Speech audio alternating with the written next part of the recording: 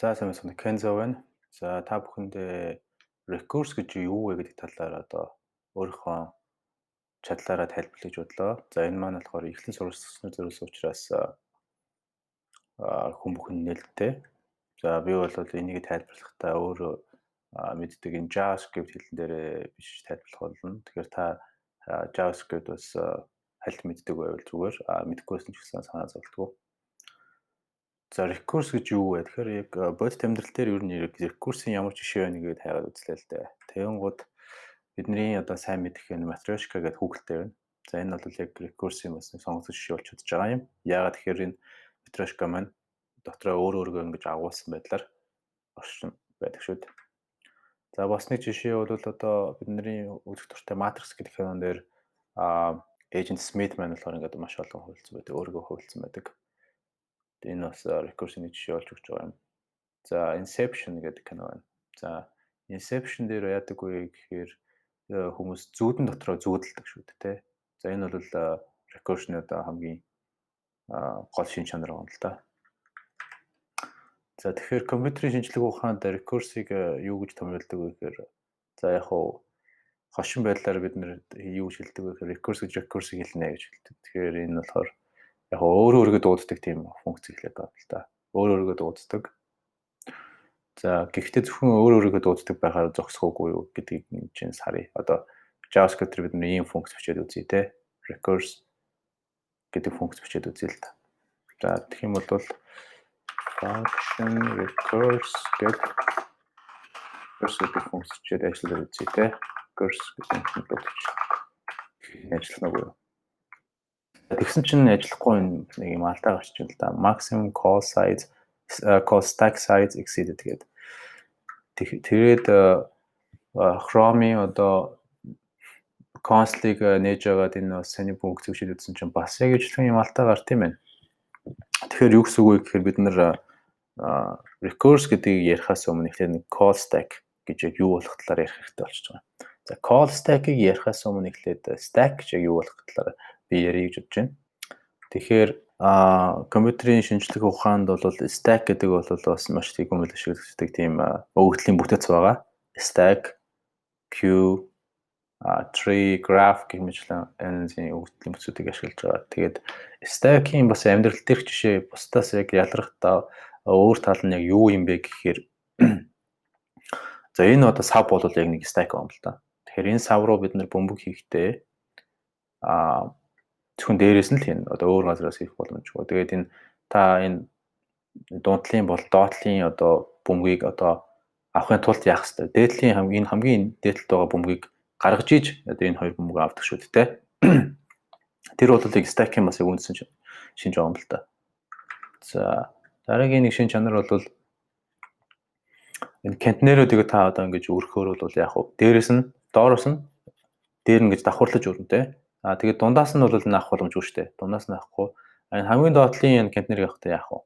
Энэ хамгийн дээдлийн элемент энэ контейнеруудыг авч иж дараа нь авдаг шүү дээ. За энэ бол яг үндсэн stack-ийн шин чанар байгаамаа. Тэгэхээр дээрээс нь хийн, дээрээс нь авдаг. Тэгэхээр компьютерийн шинжилгээ ухаанд stack-ийг иймэрхүү байдлаар дүрслээд за яг үндсэн push болон pop гэдэг хоёр үндсэн функцтэй. Push нь бол өгөгдлийг дээрээс нь хийн, pop нь дээрээсээ авдаг, тий. Тэгэнгუთ яг хуу LIFO гэдгээр бол бид нар бас ярьдаг last in first out буюу сүүлд орсон нь ихэнд гардаг гэдгээр бас их онцлог. За Q бол жишээлбэл сүүлд ихэнд орсон сүүлд орсон нь сүүлд гардаг. Ихэнд орсон нь ихэндээ гардаг. За тийм бас өгөгдлийн бүтэц байгаа. За тэгэнгუთ энийг одоо жишээлбэл JavaScript дээр нэг яаж дүрслэх вэ? За тэрэн дээр би бол нэг өөр жишээ одоо бичиж үзүүлье. За тэгэнгუთ бид нэг stack гэдэг нэг function зарлж байна л да. Тэр дотроо зүгээр stack гэдэг нэг array зарлаад тэгэхээр ерөнхийдөө stack-ийг бид нэр array-ээр ч байж болно, эсвэл linked list-ээр ч юм уу дүрслэж болно. За энэ удаа би бол array-ээр дүрсэлчихье. За тэгээд stack-ийн prototype болохоор push гэдэг function бичээд оруулчих тийм ээ. function энэ болохоор element авдаг. Энэ ямар ч element гэж болдог. Тэгээд энэ маань болохоор stack-ийнхаа stack руугаа зүгээр push хийдэг. Тэгэхээр JavaScript маань болохоор өөрт нь array дээр энэ push гэдэг угаасаа тийм command өгдөг. Тэгэхээр зөвхөн энийг ашиглаад явчих болно. За дараа нь pop implement хийх. Pop маань болохоор яг уу гэхээр за pop хийхээс өмнө бид нэр ихлээр шалгана л та. Яг тэгэхээр энэ stack чинь болохоор бас хоосон байж магадгүй шүү дээ. Тэр хоосон байх юм бол яг уу хоосон байвал энэ удаа нэг алдаа шийддэг юм те. Нэг exception шийдэж байна. Энэ хоосон байх шүү гэж. Хоосон байна. За тэгээд return хийхдээ болохоор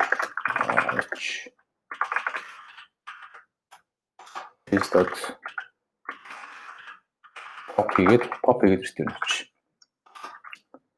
Яг хоо демо одоо зориулаад бид нэг get all гэдэг бүх stack элементүүдээ буцаад тийм биччихээ л да. Яг хоо тестлэх үднэс. За тэгээд нэг stack руугаа нэг хэдэн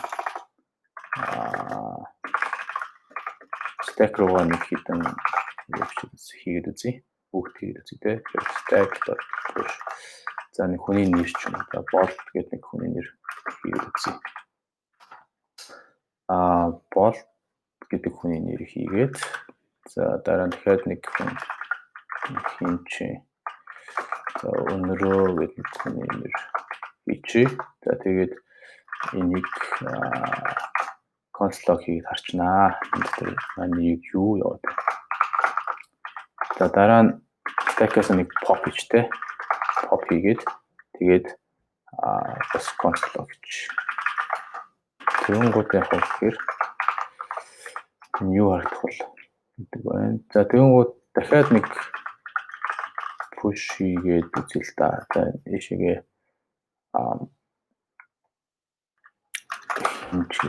заано гэдэг нэг хүн хийж дараа нь stack руу push өнрөө тэгэхээр яг энэ өнрөөгөө бид нар чинь pop-ыг гаргацсан байгаа шүү дээ. Тэгэхээр буцаад өнрөө хийхээр яах нь орох нь.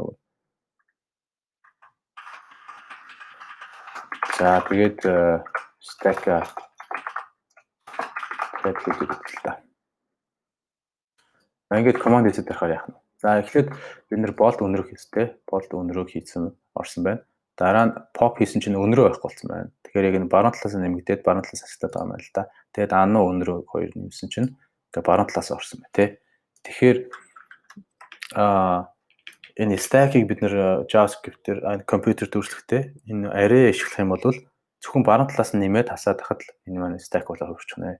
Тэгэхээр зөвхөн баруун талаас нь нэмэх нь бол JavaScript-ээр push гэдэг бас өөрийн функц, pop гэдэг функц байна. Тэгэхээр энэ хоёрын функцийг ашиглаад stack-ийг өөрөөсөө implement хийж болох нэ гэсэн үг. За stack-ийг ойлгочлоо. За тэгэнгүүт энэ call stack гэж яг юу яриад байна вэ гэдгийг тайлбарлах гэж хичээе. За тэгээд энэ демо дээр энэ шин дээр тайлбарлаж үзье л да. За энэ ийм код байгаа. За би нэг код хуулаад ийшээ тавьчих.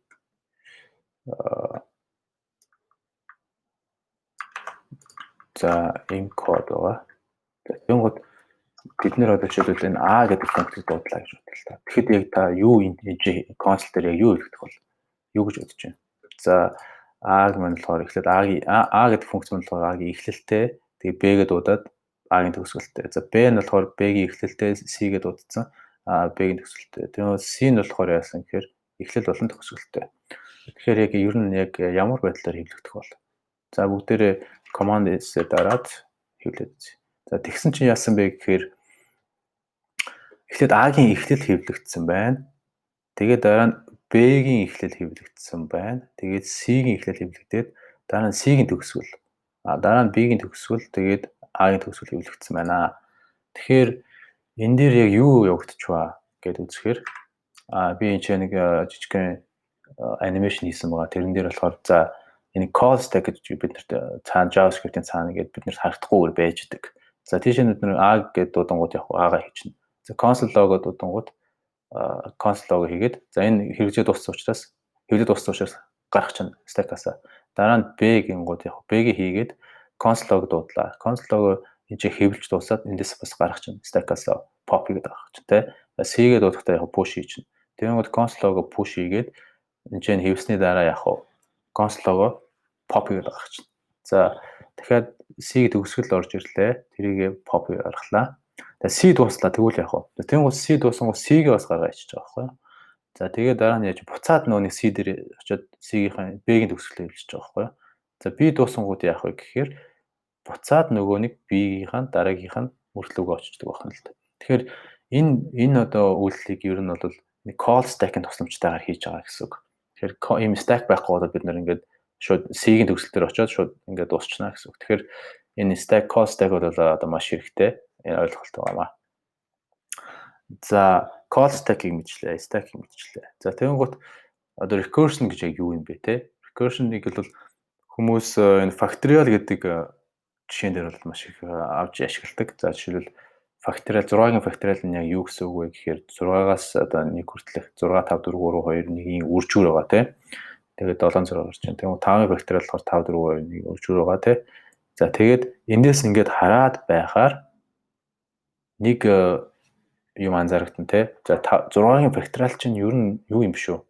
6-г үржих нь 5-ын factorial юм шүү те. Яг тэгэхээр энэ чинь ижлэх юм байна те. Тэгсэн чинь 5-ын factorial чинь явсаар аваад юу болсон бэ гэсэн чинь 5-ыг үржих нь 4-ийн factorial гэж таараад байгаа байхгүй юу? Хинжээс харахад 4-ийн factorial чи юу гэхээр тэгэхээр өөрөөр хэлбэл ямар нэгэн тооны factorial одоо за нэг 10-ийн factorial гэж тэр тоогоо үржих нь тоогоос нэгийнхээ factorial байх юм шүү дээ. Тэгэхээр яг энэ аргаар энийг ингээ харахаар энэ бол өөрөөрөө дууддаг юм recursive тийм чин чанар байгаа тань. Өөрөөр хэлбэл тоогоо энэ factorial ашиглаад ингээ өөрийгөө олчж болчихно гэсэн үг. Тэгэхээр одоо JavaScript бол ийм хөлөв бичиж болно шүү дээ. Factorial number гэжээд return number-ыг үржих нь factorial number-аас хасах нь 1 гэдэг те. За энийг factorial болох функц авчиж үзье.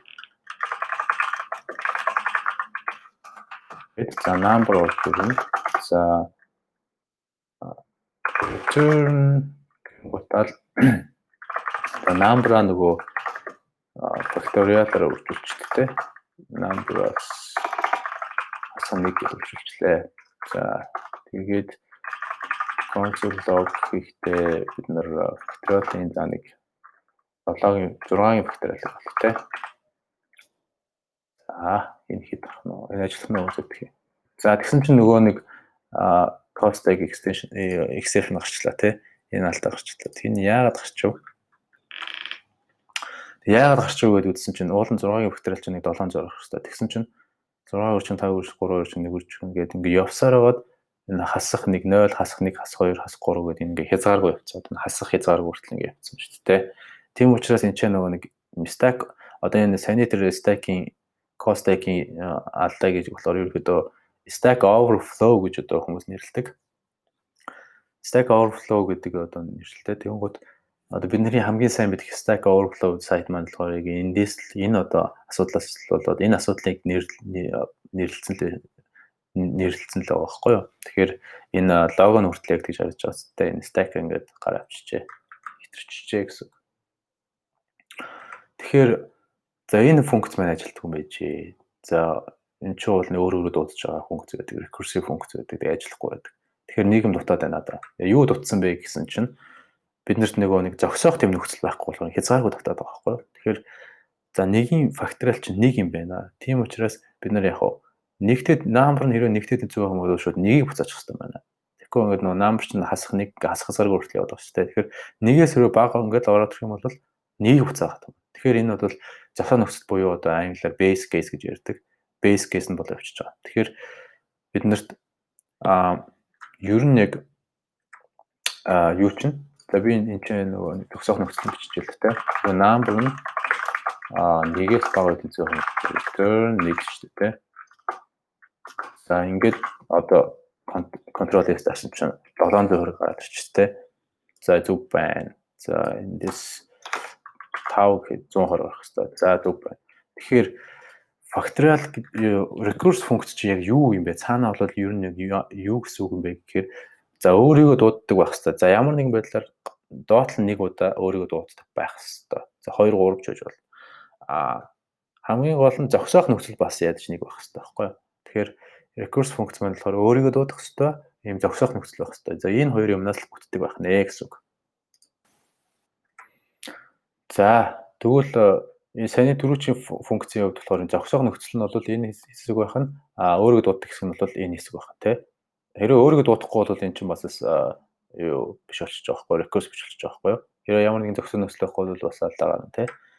Тэгэн гут бид нэр өмнөх жишээн дээрээ юу гэж тайлбарсан бэ гэхээр ABC-ийг ингэж тайлбарсан. Тэгээд энэ ч call stack авсан шүү дээ. Тэгэн гут recursive функцийн одоо call stack нь яг ямар шүү байх юм болоо.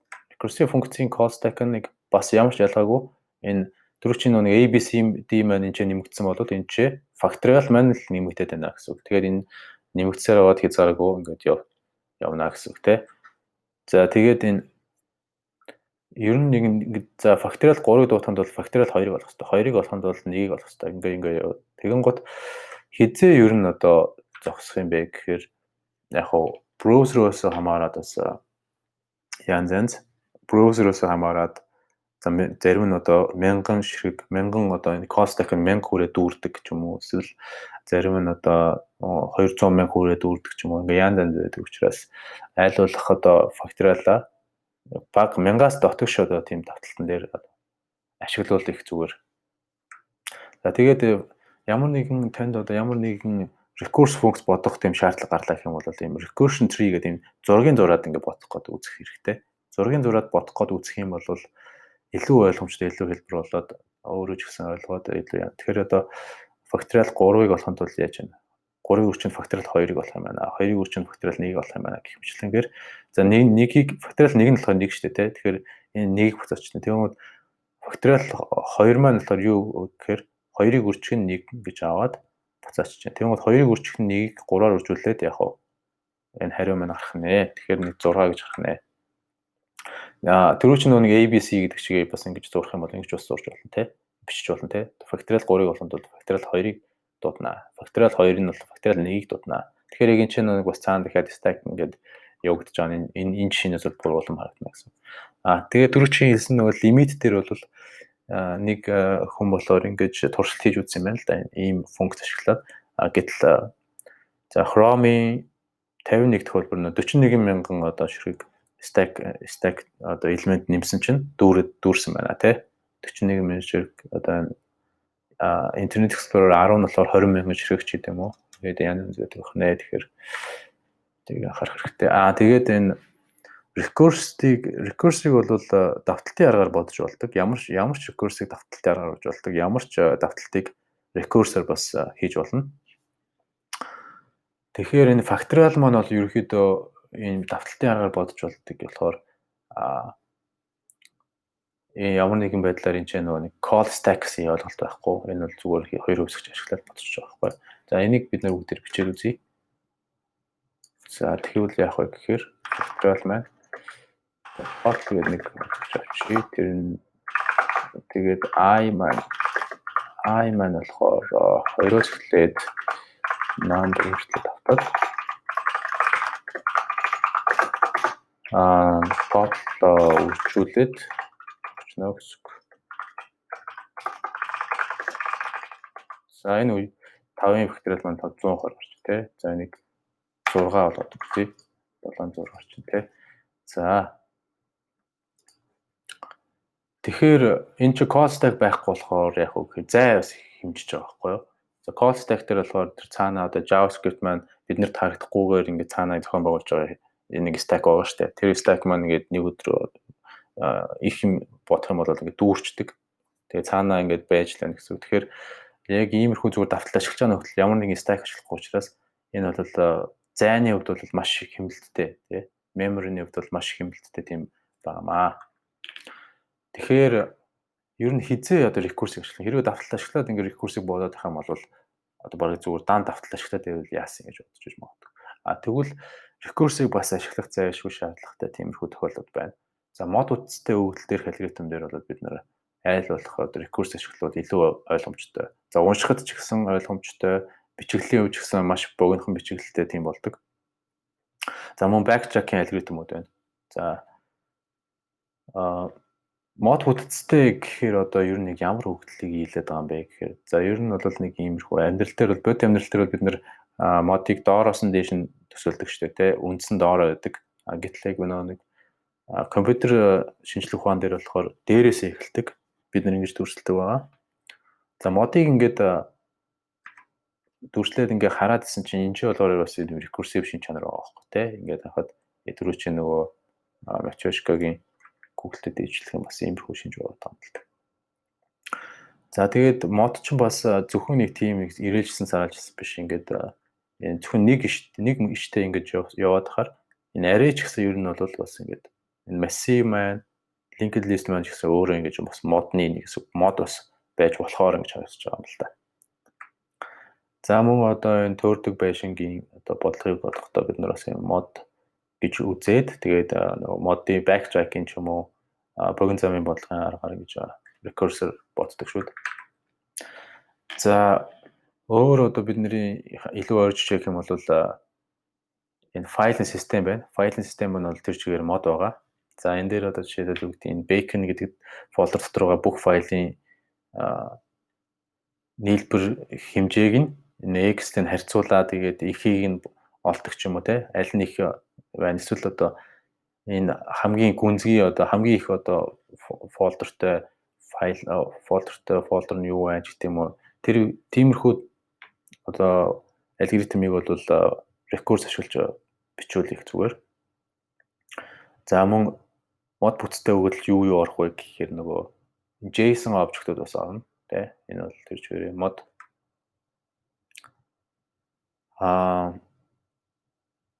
тэгээд HTML DOM tree ч бас тэр чигээр бас мод байгаа тий.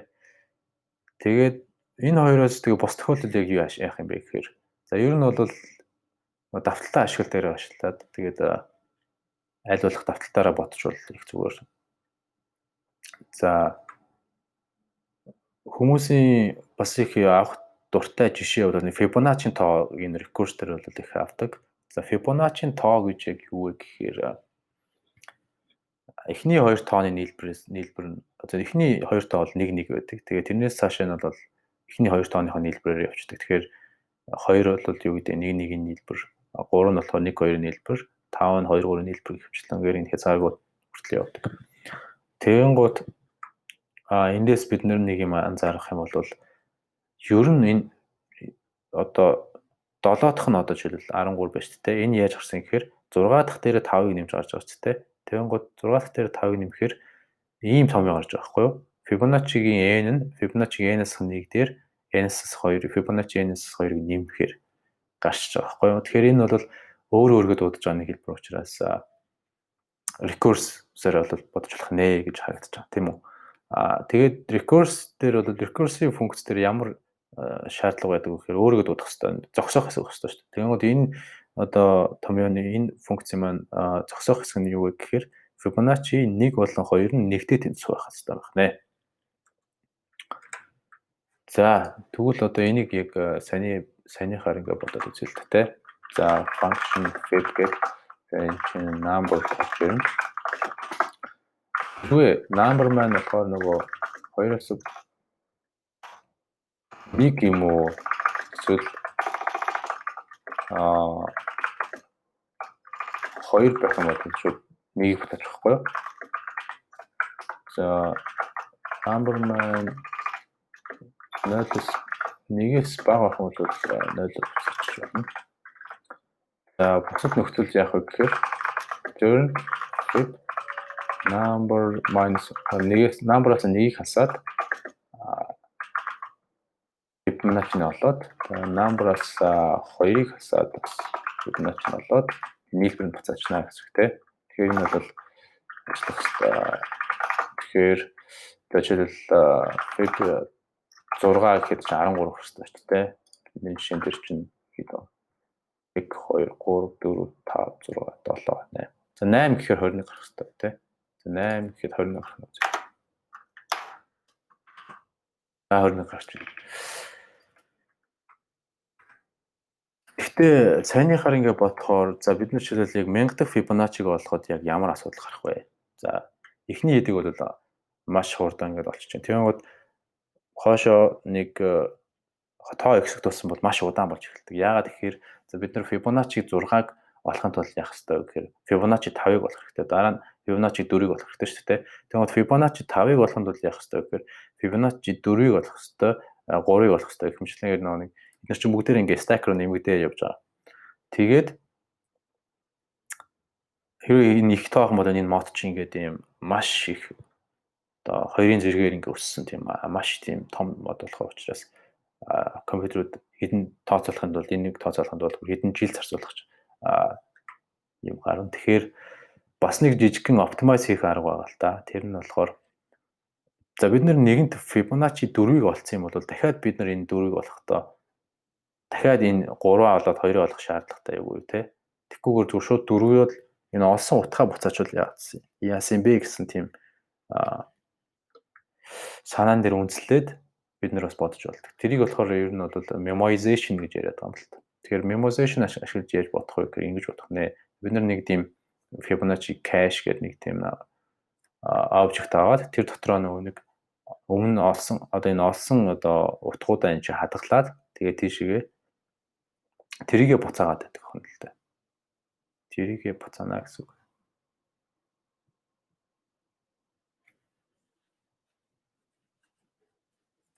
За. Гэхдээ ер нь бол Fibonacci-г ингэж их хугацаа зарцуул ингэж бодохын оронд ер нь бол давталт ашиглаа бодож бол их амар байдаг л та. Яа тэгэхээр бид нар зөвхөн хоёр хөвсөгч хадгалж авах болно. Яагаад өмнөх хоёр хөвсөгчийн нийлбэр шүү дээ, тэ. Тэгэхээр хоёр хөвсөгч за нийт 3 хөвсөгчтэй үндэслээл бид нар яг давталт ашиглаа бодож болно. Тэгэхээр энэ Fibonacci гэдэг функц маань ер нь бол яг recursive бодоход ер нь хамгийн төхөөрөмжгүй функц юм л та. Тэгэхээр энийг аль болох давталтын аргаар бодох хэрэгтэй.